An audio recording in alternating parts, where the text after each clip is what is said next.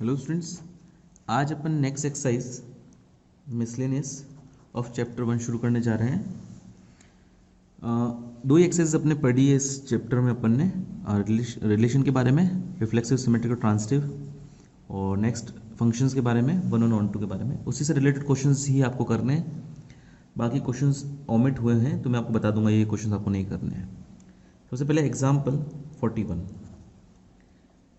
अगर R1 if R1 and R2 are equivalence relation to prove that कि R1 intersection R2 is also equivalence relation।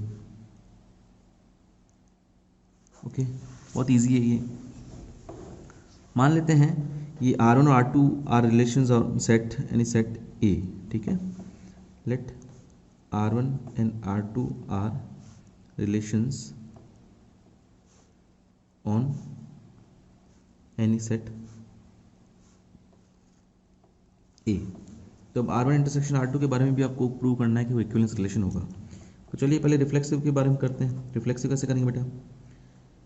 Late या direct है, if x is element of capital A. Reflexive कब होता है बेटा? जब x capital A का कोई भी एलिमेंट हो, x बिलोंग्स टू x हो, for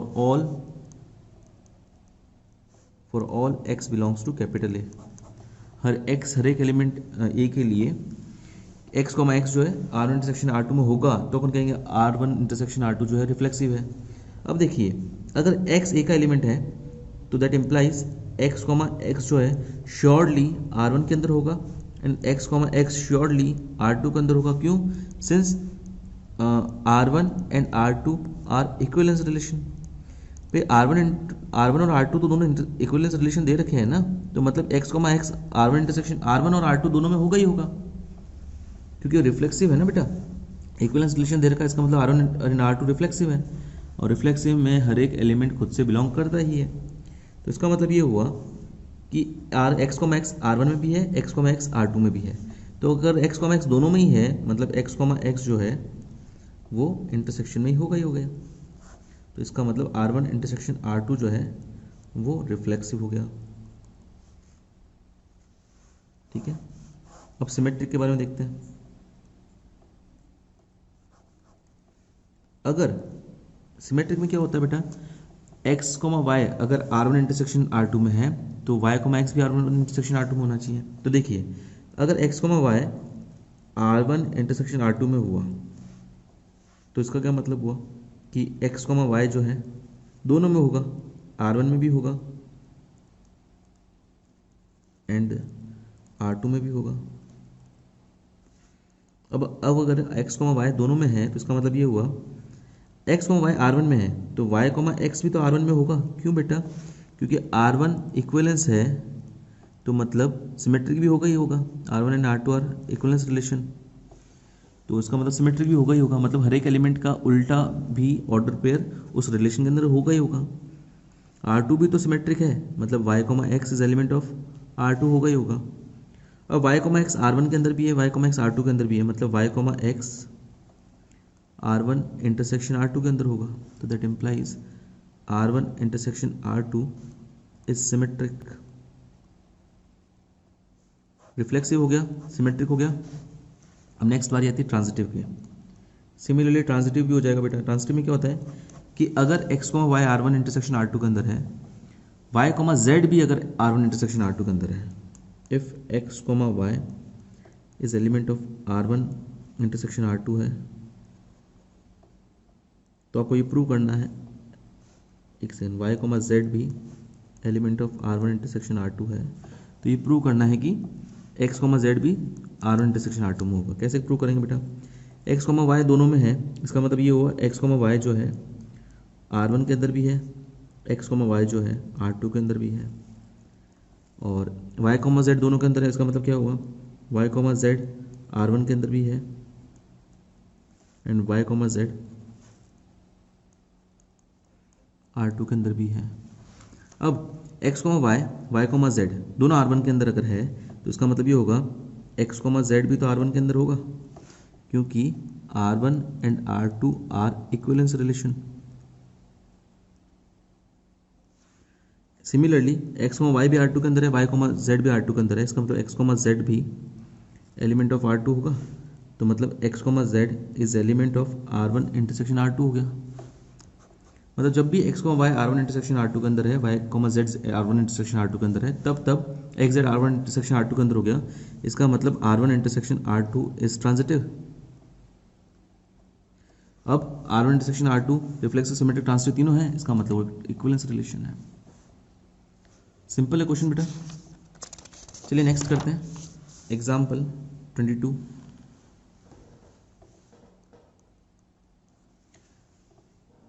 Let R be a relation on set A of order pairs of positive integers defined by this।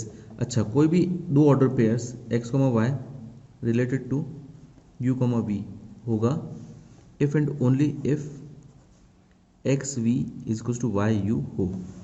अच्छा, ये एक रिलेशन है ना जो R, इसमें ध्यान रखना बेटा, ऑर्डर पेयर्स जो है ना वो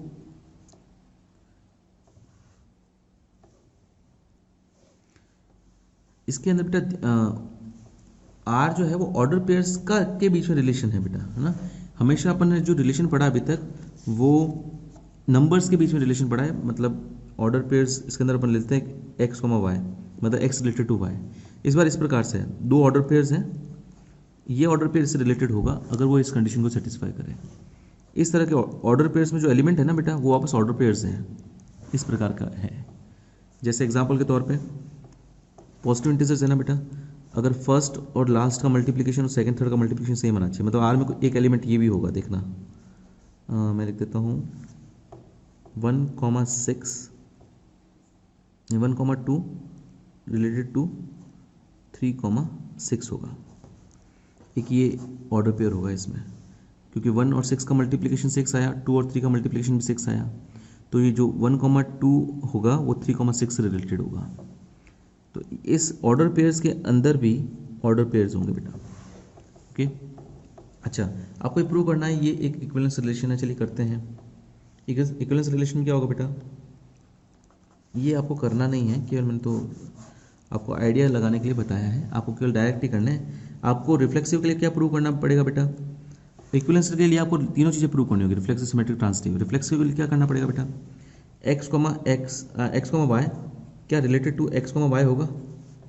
लेट्स सी, यहाँ पे देखो फर्स्ट और लास्ट एक्स और यू वी की जगह एक्स वाई है, तो x y is equals to x y x होगा बेटा। X y is equals to y x है ना, इसकी मदद से लिया फर्स्ट और लास्ट का मल्टीप्लिकेशन सेकंड और थर्ड का मल्टीप्लिकेशन बराबर होना चाहिए, ऐसा होगा। Since this that implies x, y is related to x, y for all x, y belongs to capital A. Capital A जो है सेट ऑफ ऑर्डर पेयर्स ही है। तो इस सेट में से कोई भी दो ऑर्डर पेयर ले लो, वो खुद से रिलेटेड होंगे होंगे, क्योंकि दो ऑर्डर पेयर्स अगर सेम ही हैं तो इन दोनों का मल्टीप्लिकेशन एक्स वाई आएगा, इन दोनों का मल्टीप्लिकेशन वाई एक्स आएगा, दोनों सेम आएंगे इसलिए। अच्छा, सिमेट्रिक कि अगर x Y related to you we है तो क्या यू वी भी रिलेटेड टू एक्स वाई होगा। Let's see, x Y related to you we है, इसका मतलब ये हुआ एक्स वी जो है वो वाई यू के बराबर है। अब अगर मैं इसको ऐसे लिख दूं, U Y is equals to, भाई U we related to x Y कब होगा, जब यू वाई वी एक्स के बराबर हो। तो क्लियरली यू वाई अगर x v u v u y u के बराबर है तो यू वाई भी तो वी एक्स के बराबर होगा। तो इसका मतलब ये हो गया यू वी जो है रिलेटेड टू एक्स वाई होगा ही होगा। That implies R is symmetric, है ना। अब ट्रांजिटिव के लिए कि अगर x Y related to you we है एंड यू वी जो है रिलेटेड टू ए बी है, तो क्या x Y related to A B होगा। Let's check. अगर x Y related to you we है, इसका ये मतलब हुआ एक्स वी जो है वो वाई यू के बराबर होगा, और u we related to A b का मतलब है, इसका रिलेटेड है, इसका मतलब होगा यू बी जो है वो वी ए के बराबर होगा। क्या x Y related to A B होगा। ये कैसे होगा, ये कब होगा बेटा, जब एक्स बी जो है वो बराबर हो जाए वाई ए के। तो चलिए एक्स बी को वाई ए के बराबर लाते हैं। कैसे लाएंगे बेटा, देखना, मैं इसकी मदद से ये लिख सकता हूँ x by y equals to u by b. इसकी मदद से लिख सकता हूँ मैं u by v equals to a by b. ये भी यू बाई वी के बराबर, ये भी यू बाई वी के बराबर, तो ये x by y equals to a by b होगा बेटा। इसको क्रॉस मल्टीप्लाई करके मैं ऐसे लिख सकता हूँ x b equals to y a. X b अगर वाई के बराबर है तो इससे मैं ये लिख सकता हूँ बेटा x Y related to A B होगा, क्योंकि एक्स बी और वाई ए बराबर है ना, इसलिए। तो that implies R is transitive, मतलब ये दोनों रिलेटेड है और ये दोनों रिलेटेड, तो ये दोनों भी रिलेटेड हो रहे हैं, मतलब R is transitive. That implies R is an equivalence relation. ठीक है, चलिए नेक्स्ट क्वेश्चन करते हैं। एग्जाम्पल 43, मैं इसमें आपको हिंट दे रहा हूं, ये आप लोगों को करना है। अब वाले क्वेश्चन थोड़े सिंपल है, ये दो क्वेश्चन ही अच्छे थे और एक और 44th एग्जाम्पल अच्छा है। क्या है बेटा कि लेट कैपिटल एक्स एक कोई सेट है 1 2 3 4 5 6 7 8 और 9 और R1 कोई रिलेशन है equals to x comma y such that x minus y is divisible by 3 और R2 जो है वो रिलेशन है x comma y such that या तो ये दोनों जो है वो सबसेट ऑफ, मतलब ये दोनों या तो 147 में से लेना या दोनों ही 258 में से लेना या दोनों ही 369 में से लेना। ओके, ये दोनों सेम रिलेशन होंगे, आपको प्रूव करना है। तो बहुत आसान है भाई, देखो अगर आप एक्स वाई अगर इसमें से लेते हो 147 में से, तो इन दोनों का डिफरेंस कुछ भी लो, 14 का डिफरेंस लो, 17 का लो, 47 का लो, एक्स वाई कुछ भी लो, उनका डिफरेंस शॉर्ट 3 से डिविजिबल हो गई। गिवन दैट एक्स वाई जो है ना बेटा इसमें से लेना है अपन को, एक्स वाई अगर इसमें से लिया तो भी वो उनका डिफरेंस 3 से डिविजिबल हो गई, एक्स अगर इसमें से लिया तो भी डिफरेंस 3 से डिविजिबल हो गई। और अगर आप इनमें से कोई सेट लेते हो और तो रिलेशन बनाओ कि एक्स माइनस वाई जो है डिविजिबल बाय 3 हो, तो देखो आप क्या ले सकते हो, 1 के साथ 2 तो ले नहीं सकते क्योंकि डिफरेंस 3 से डिविजिबल नहीं है, 3 ले नहीं सकते 4 ही लेना पड़ेगा, 5 ले नहीं सकते 6 ले नहीं सकते 7 ही लेना पड़ेगा, 4 जैसे 3 के साथ 1 नहीं ले सकते, 2 नहीं ले सकते, 4 नहीं ले सकते, 5 नहीं ले सकते, 6 लेना पड़ेगा क्योंकि 3 - 6 -3 जो 3 से डिविजिबल है, 3 के साथ 7 नहीं ले सकते क्योंकि -4 3 से डिविजिबल नहीं है, डिफरेंस -4 आएगा ना बेटा, या 7 3 भी नहीं ले सकते, डिफरेंस आएगा 4। तो इनमें से 2 नंबर लोगे तो वो 3 से डिविजिबल होगा, इनमें से 2 नंबर लोगे तो भी 3 से डिविजिबल होगा, इनमें से 2 नंबर लोगे तो भी 3 से डिविजिबल होगा। मतलब R2 जो है वो R1 का सबसेट तो होगा ही होगा, क्योंकि अगर इनमें से 2 नंबर लिए तो 3 से डिविजिबल होगा, मतलब R1 का के अंदर भी होगा ही होगा। सिमिलरली इनमें से 2 एलिमेंट लिए तो भी वो R1 के अंदर होगा ही होगा। इस तरह करते अपने पता चलेगा R2 जो है R1 का सबसेट है। सिमिलरली अगर एक्स और वाई इनमें से लो और 3 से डिविजिबल हो तो जो एक्स और वाई हैं वो श्योरली इन चीज़ कंडीशन को सेटिस्फाई करेंगे ही करेंगे, मतलब R1 भी सबसेट ऑफ R2 होगा। इसका मतलब ये है R1 R2 R1 का सबसेट है, R1 R2 का सबसेट है, तभी हो सकता है जब R1 और R2 बराबर हो। वर्ड प्रॉब्लम है बेटा, एग्जाम्पल में दी हुई है, आपको लिखनी है समझ कर। चलिए नेक्स्ट एग्जाम्पल की तरफ चलते हैं। एग्जाम्पल 44, अच्छा क्वेश्चन है बेटा ये। लेट f जो है such that x tends to y, एक फंक्शन है f to y x to y, capital X to capital Y।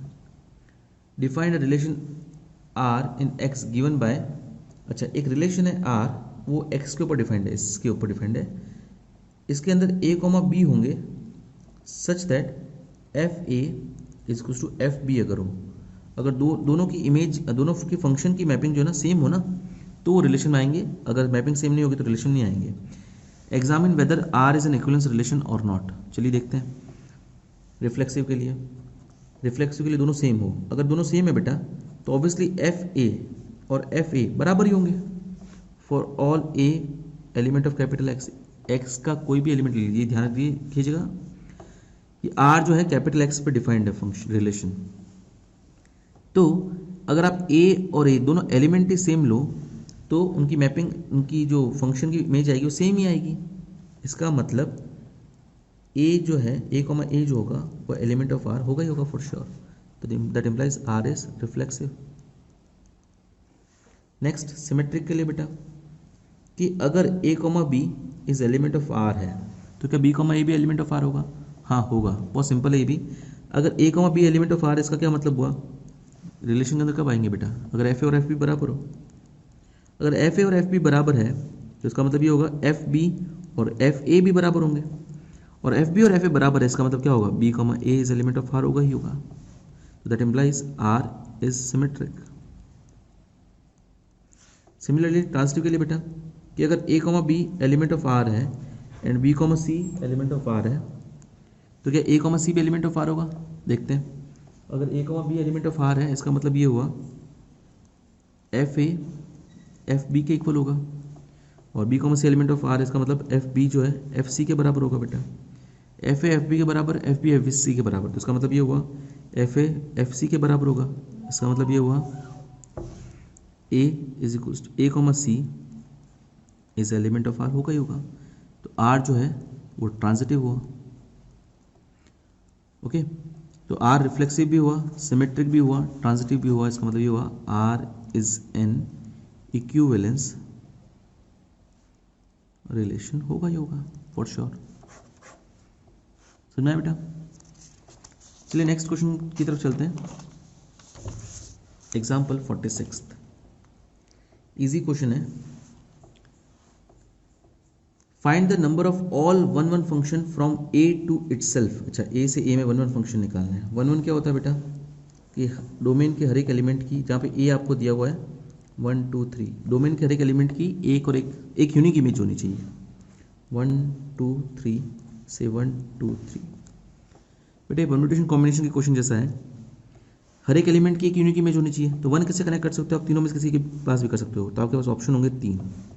अब 1 1 है ना, तो 2 जिससे 1 कनेक्ट हुआ है 2 उससे कनेक्ट मत करना, है ना, क्योंकि अगर 2 भी उसी से कनेक्ट कर दिया तो 1 1 नहीं रहेगा, मैनी 1 हो जाएगा। इसका मतलब 1 के पास 3 ऑप्शन से कुछ भी, अब 2 के पास 2 ऑप्शन नहीं बचेंगे। सपोज आपने 1 कनेक्ट कर दिया 3 से, तो 2 के पास आपके दो ही ऑप्शन है आपके पास, 1 या 2, 2 ऑप्शन। सिमिलर 2 कनेक्ट कर दिया आप सपोज 1 से, तो आपके पास 3 के पास कितने ऑप्शन आएंगे? केवल 1।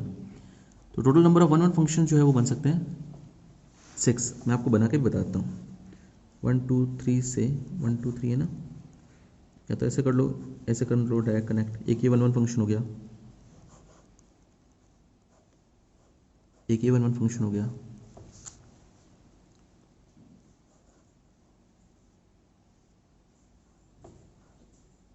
एक ये वन वन फंक्शन हो गया,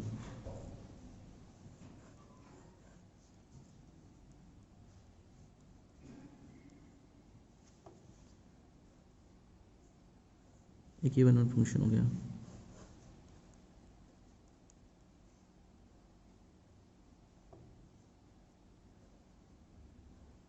एक ये वन वन फंक्शन हो गया,